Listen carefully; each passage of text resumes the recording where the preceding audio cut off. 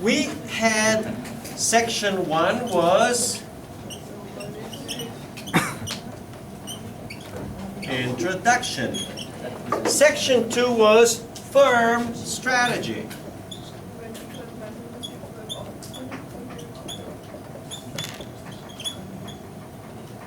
All right. Section 1 was value creation.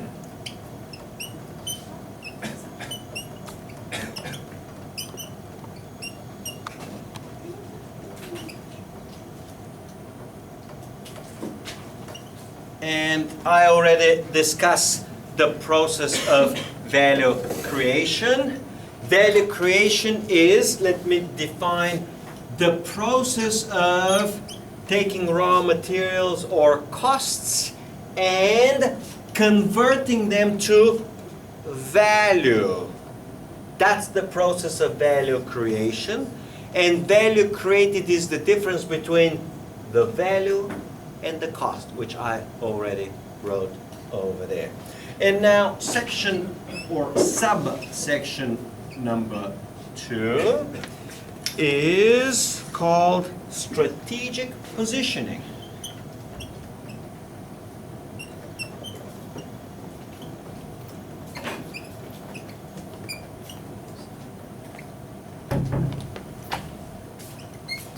Okay, so strategy of the firm, page 448. Strategic positioning is 450.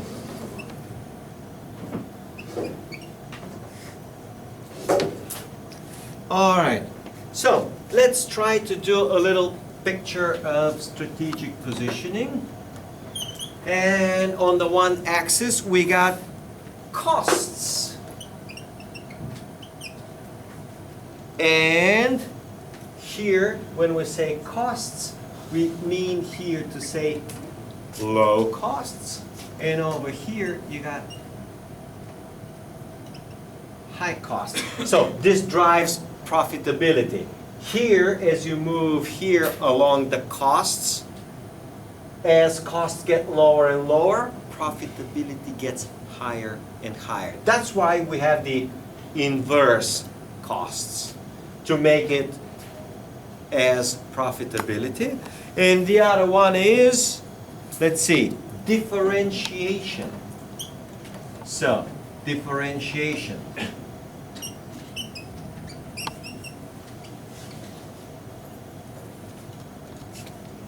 And you got what is known as the efficiency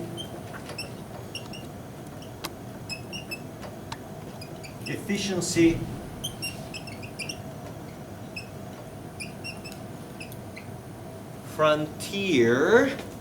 Let me explain now. So, if you want to have a highly differentiated product, example will be that special Maserati or Lamborghini. Costs will be very high. Now, as differentiation gets lower, costs will respectively get lower. As differentiation gets further lower, costs will get lower. As differentiation gets lower or differentiation goes down, costs go down. So remember, as differentiation increases, costs must increase. So as you get very low or no differentiation, you're going to get very low cost. So the efficiency frontier is this red line, which represents the most efficient combination of differentiation and cost. In other words, the highest possible differentiation for the lowest possible cost. Okay? So, That's the efficiency frontier. And now we get to strategic positioning. And strategic positioning is the choice or the point on the efficiency frontier that a company chooses to operate. So, a company back in the old days, VW, Volkswagen or Volkswagen, will be running strategically over here with a minimum amount of differentiation. They call it the bug, right? Volkswagen bug. And at the same time, at the lowest cost possible. And back in the old days, 30, 40, 50 years, one in the, in the luxury world, Mercedes was running somewhere over here. Now, that will be Mercedes. Well, which car maker will be running over here? At the very high end of differentiation will be brand name RR. Anyone have heard of RR? Rolls-Royce, yes. Wow, so smart. So, Rolls-Royce will be amazingly customized. You'll want to have it any kind of color, any kind of leather, any kind of anything you want to get, any way you want to get it, okay? Highly customized will be all sorts of floating devices like yacht. You're a billionaire, you want to buy yourself a yacht. Everything inside will be highly customized. So, strategic positioning is the choice of standardization up against highly customizations. Example they give here is different hotels. Some hotels will be very high-end, highly customized, and other hotels will be remarkably standard, and they will be priding themselves to be relatively cheap. I'm not saying they're cheap. Five-star hotels are never cheap. They're just relatively cheaper to the other five-star hotels. Same thing applies for cars, same thing applies for watches, for cameras, for phones, for practically any product. And any business offering any product, and here's the key, whether it's domestically or internationally, must position itself on the efficiency frontier of cost versus customization or differentiation. In other words, it should choose the level of differentiation. And based on the level of differentiation, it will determine what the optimal, we call it, optimal or minimum cost is. Okay? So that's strategic positioning. The curve is a little bit curved because of, so curvature. This curve is a curve because in economics we have what's called diminishing returns.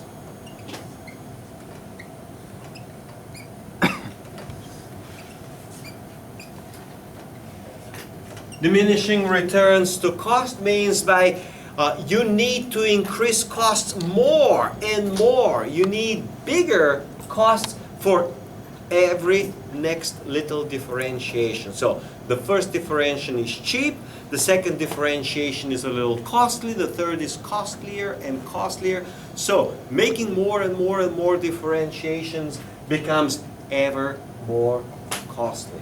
So that's the reason that the curve is they like to say convex. I don't want to get into that. Okay.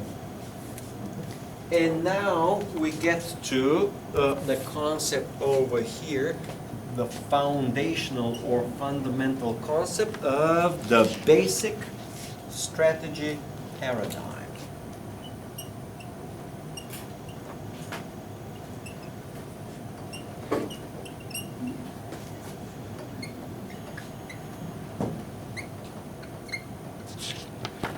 This is the modern, or the most modern view of management theory and management practice about business strategy. And it basically says that business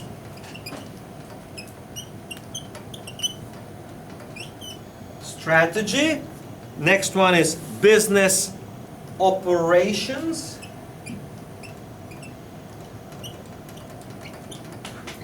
and number 3, business organization.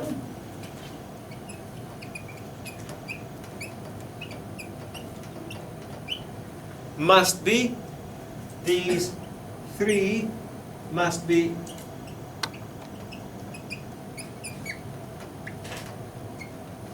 consistent, must be consistent.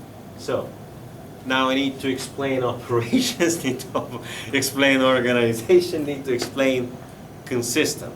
So first of all, what does it mean consistent? Consistent means that once you have your business goals and you choose your strategy will determine the optimal mode of operations, will determine what is the optimal operation, and it will determine what's the optimal organization. So one strategy will require one type of organization, a different strategy will require a different type of operations.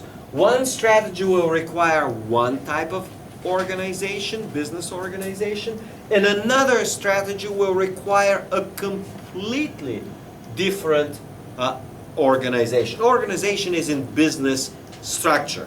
So let me try to get to this little thing for further clarification. Strategy over here, I'll write it in red, is chapter 12. That's what we're going to be discussing this week for the next. Operations, let me see, strategy, organization will be chapter 13. And operations are chapter 15 through 20. 15 through 20. So, this chapter covers entirely strategy. Next chapter covers entirely organization. And 15 through 20, these 6 chapters cover operations. So, the core of this course represents strategy and business organization, and will cover only bits and pieces of operation, which I'll try to introduce in a couple of minutes. So, back to now operations as an introduction. So, what is business operations? And business operations represent the business activities which create value. So, operations are the different value creating activities. So this is what operations is, and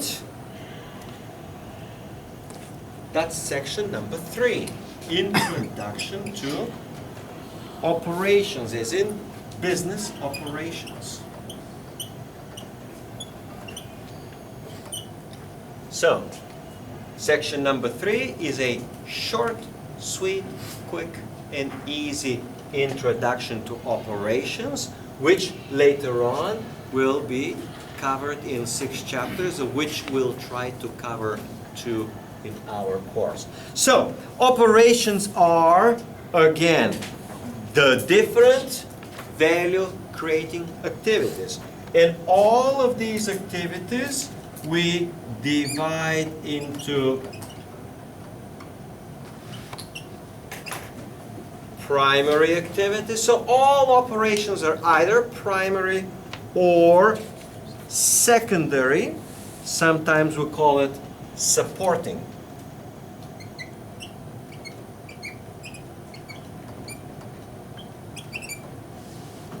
So now we're back to the main or the primary ones. First one is R&D, research and development. This is the function where you design the product, you create the product, you think about its functionality, you think about what to do, what kind of radiator you're going to put on the mobile, what kind of screen you're going to put. I mean, intuitively, all business students understand what research and development basically means. But the primary one is product design and product development. That's the R&D. The second function is, the second primary function is production.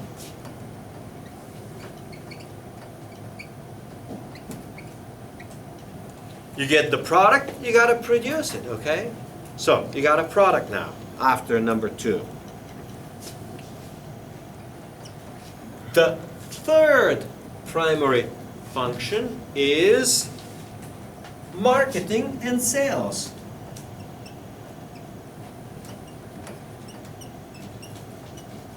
Just because you have a product, don't have anything else unless you actually sell it to the customer. So, making it easy for the customer, making it convenient for the customer, making it in such a way that the customer would actually be able to find it.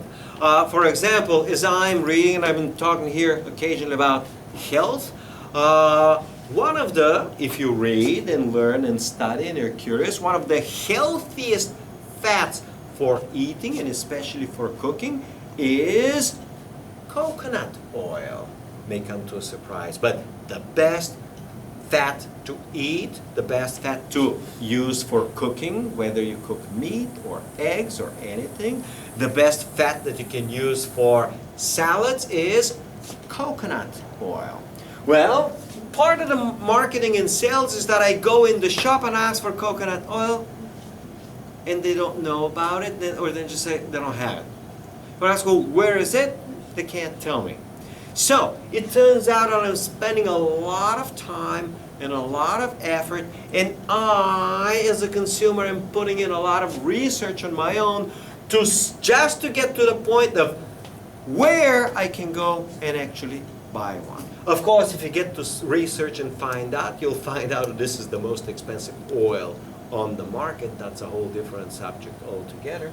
But the point is, marketing in sales makes it easy, quick, and convenient for the consumer to actually find the product. Example will be, I'm walking the other day in Samsung store over here at the mall and say, hey, my battery is going a little bit weak, I want to replace a battery. They say, we don't have. I say, well, you're selling Samsungs, you're the Samsung store. We'll say, yeah, but we don't have it here. You got to go to the main, wherever, on whichever road, and wherever in the town, 10 kilometers away from here. And now I start walking from place to place, and I got, do you have a battery for Samsung Galaxy? They look, no, no. Okay, so this is part of the idea to make the product quick and easily accessible to the consumer, so that the consumer will get the product easily. Now, marketing has an important function, and the important function in marketing is not simply to advertise and brainwash you, which of course is true, but one of the primary functions of marketing is to discover what the consumer actually needs. To discover whether the consumer wants a bigger screen, whether it wants a taller screen, whether it wants a bigger speaker, or whatever that might be. What is it? What's your question? I don't know what R&D is. R&D stands for research and development. Research and development.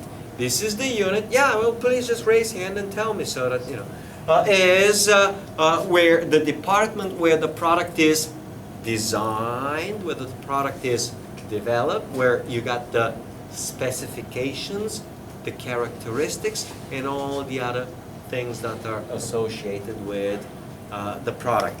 The type of paper that you're going to use, the type of ink that you're going to use, and all the other little things that will make the product what it is. Okay? If it's a watch, whether it's going to be a little bigger, a little smaller, whether it's going to be gold plated or not gold plated, whether it's going to be real gold or fake gold, whether it's going to have long or short hands, and all the other characteristics of the product that we'll have. If it's going to be let's say a photo camera, it's going to be a big zoom or a short zoom or a long zoom, or it's going to be a wide screen or a normal screen, okay? I mean, all of those little characteristics, like in this Sony camera, is a widescreen camera. It's not the standard camera, but it's a widescreen camera. That's part of the design. A lot of people have preferences for widescreen video cameras as opposed to the standard screen video camera. So that's research and development. So marketing is one of the primary functions where it adds values, is to actually discover, Nora, okay, enough talking, all right? Is to discover what the consumer really needs. What do they really want? You know, the one thing that iPhone 4 discovered in the research, that most customers of iPhone complained that iPhone 4 screen was too small and inconvenient for using for web service, okay? So what they did was make the screen a little bigger, okay? Now, why they didn't make it a lot bigger? And the answer was because it's going to eat the battery alive. In other words, iPhone as it is, iPhone 4 is pretty hungry for power. Make an iPhone 5 a little taller is going to shorten the life of the battery. But if you make it even wider, then the iPhone might become so unattractive because the life of the battery is going to be extremely short and unacceptable for the consumer. So there is a trade-off between the screen size and battery life, and the choice was, we're going to sacrifice the size of the screen and make it a little smaller, let's say, than the Galaxy or the Galaxy Note competition, but we're going to keep and maintain the life of the battery. Now, when I was in Macau, teaching in Macau, all students will have a Galaxy Note, and they're going to be bringing in an extra spare charger because they say, Professor, it doesn't run. 5 hours and the battery is dead, because they run it on Wi-Fi and web browser and all the other things. And you know, a big Galaxy Note with the big screen, it's nice, it's convenient, they love it, but after 5 hours the battery is dead.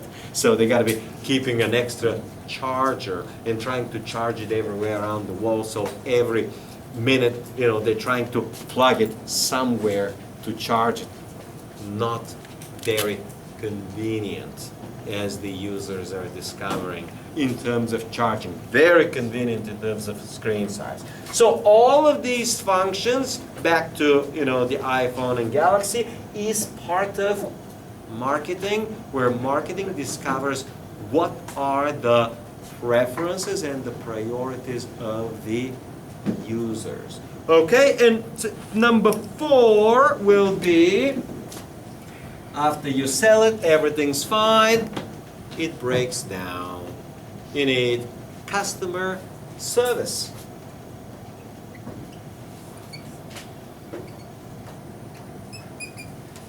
You need to help the customer, you need to repair it, you need to fix it, especially with computers. You got all sorts of problems. With cars, cars break down after 3 weeks or 3 months. You need to fix this, you need to fix that. Customer service involves something else too, especially with cars. spare parts. Okay, well, I need my a new air filter, a new oil filter, a new whatever filter. Okay, so customer service is very important for some products. Now, for the little Sony camera, customer service not very important. All right, for the standard watch, customer service not very important. But for laptop, at least back in the old days, the most important thing was customer service. And I know, remember, Dell were growing good, and especially Gateway, because they had excellent customer service. I'm talking about the days before you used computers. I'm talking about 96, 97, 98. I'm talking about 14, 15, 16 years ago, right? Time when you were 2, 3, 4 years old. In those days, the most important thing when buying a computer was customer service. You needed to have a good customer service, because video card will blow up, audio is gonna blow up, hard drive's gonna blow up, the operating system's going to freeze. I mean, that was happening all the time with Windows 95. And then you need to reinstall and upgrade to Windows 98, if you'll remember. Has anyone ever seen in your lives and used Windows 98? Yes. You were babies, right? Oh yeah, wow, 5 people, 6, 7 people have seen Windows. Anyone seen and used Windows 95? I can't be 5, 6, So 7. Windows 3. Huh? Windows 3. Windows 3.1, you guys used it? Oh, even one student has used Windows 3.1. So the point is, if you used them back in those old days, customer service was terribly, terribly important for computers, and of course for a lot of other products. So these are the 4 primary functions. Now the 4 supporting functions, number 1 is IS, also known as IT, information systems and information technology. Information systems are very important for any business. Your accounting systems there, your customer data is there, your production and all the other things are, everything's in the IS. Alright, you two guys, okay? Alright? So, information systems, very important supporting function. A lot of times, good information system will provide extraordinary competitive advantage of one business over another business. They might have similar R&D and similar production and similar marketing and sales and similar customer service, and a different information system could make a big difference. Information systems are very important, of course, in information-intensive businesses. One of the most intensive will be, let's say, banking. So, one bank with a good information system could have extraordinary advantage over another bank with a poor information system, even though they got the same bankers, the same sales staff, the same marketing, the same product, the same everything else. Just a better information system could be an extraordinary advantage for one bank over another bank. No wonder a lot of banks are spending huge amount of money on information systems. If you got a product, you gotta find the inputs, whatever you're gonna manufacture it with. If it's a mobile, you gotta find the battery, the plastic cover, the glass, the screen, everything. You gotta bring it, you gotta assemble it, and then you gotta ship it to the distributor in the shop. This function is called logistics.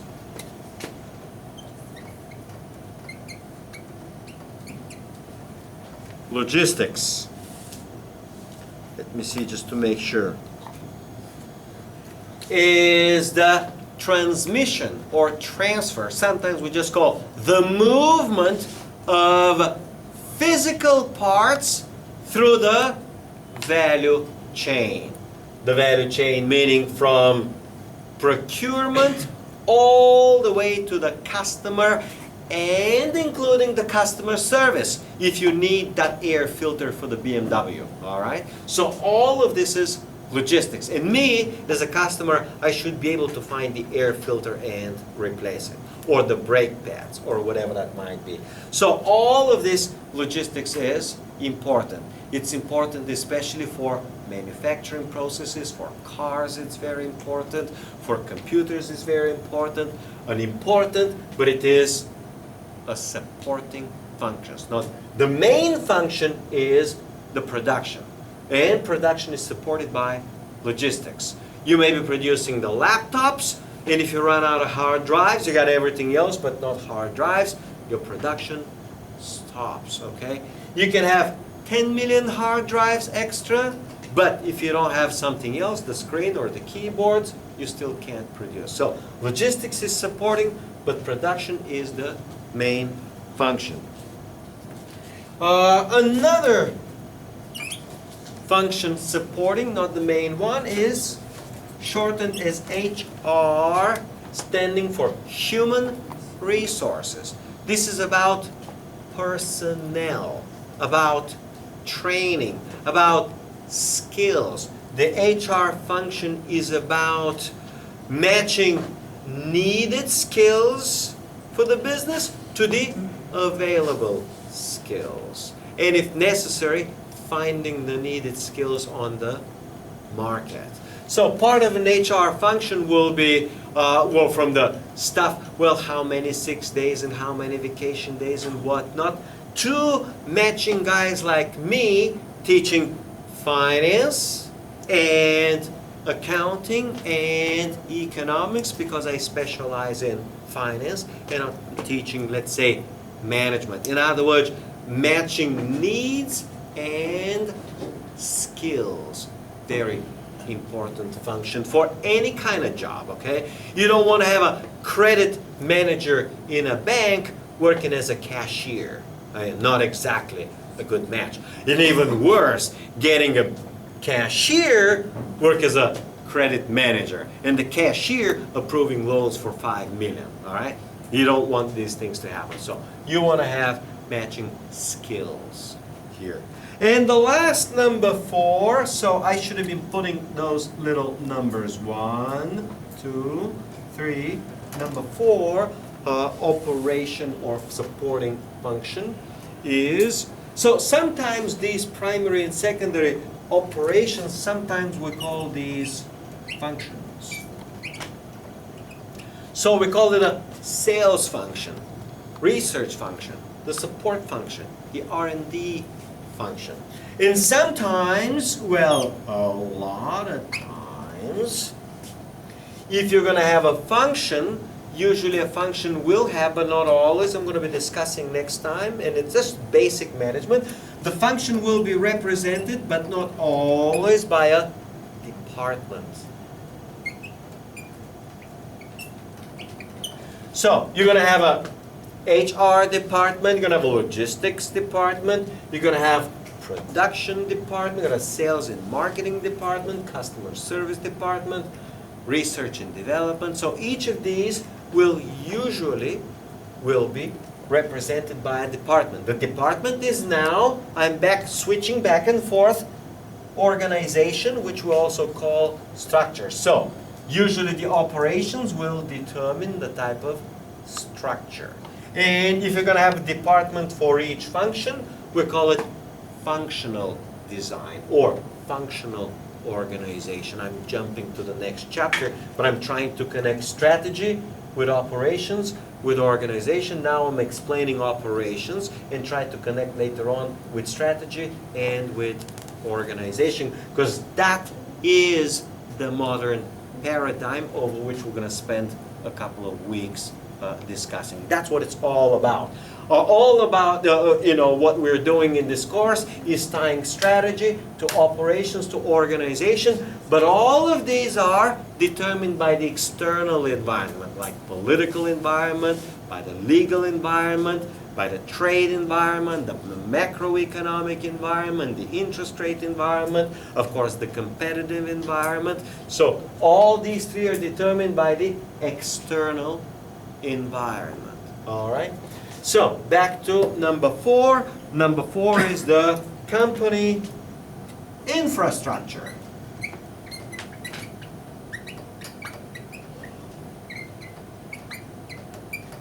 And infrastructure will include all the buildings, all the lighting. In our case, the board.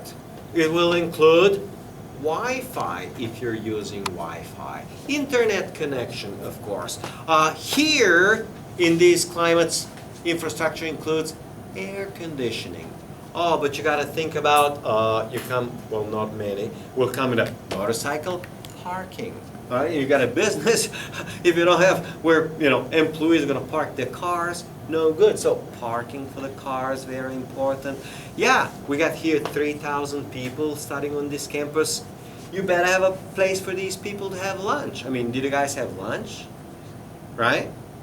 Well, having a place to eat is part of infrastructure, okay? Part of infrastructure is, as I was mentioning, having a place where you can plug your mobile to charge during the break, okay? Or is this these guys who don't have a MacBook, because the MacBook runs for 8 hours of the battery, but his laptop runs only for 3 hours. Part of the infrastructure is that you actually plug it, because you go on lectures for 8 hours and you need or want to play that little toy for 8 hours non-stop. And most, if you don't have a MacBook, the battery runs down by 3 hours, right? So part of infrastructure is the little plug you have over there that you can charge it during the day. All right. So all of these little things represent infrastructure. Telephones, ordinary telephones represent infrastructure. Oh, emailing system will represent infrastructure. Part of it is the website, as in intranet, which is the internal website, will represent infrastructure. So these are all of those little things that help all the other functions and operations. The infrastructure, we say, is the overall environment in which the business operates. This includes the building, the parking, the food, the electricity, the Wi-Fi, everything else that I mentioned. And one final piece about infrastructure is the following. Part of the infrastructure, we think about the infrastructure, is the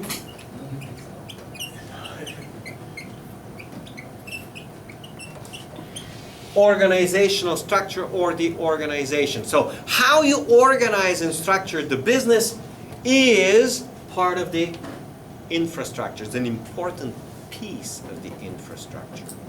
Another critical piece of the infrastructure are the control systems. What do you do so people don't steal money? So that people don't come 2 hours late and nothing happens. So you have, it's part of management. One of the four primary management functions is control, planning, organizing, leading, and control. These are the four primary functions of management. And control systems are a vitally important part of the overall business infrastructure. So control systems are part of the infrastructure.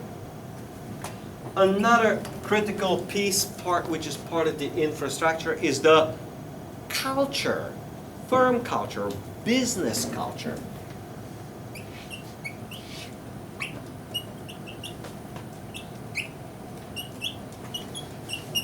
Business culture.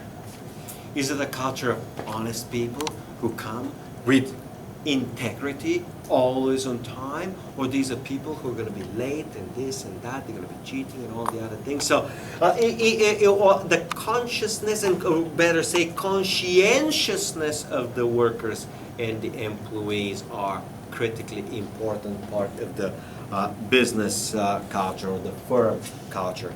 And the last important piece, besides all the others which I mentioned, buildings and parking and food and electricity and all the other things, is top management.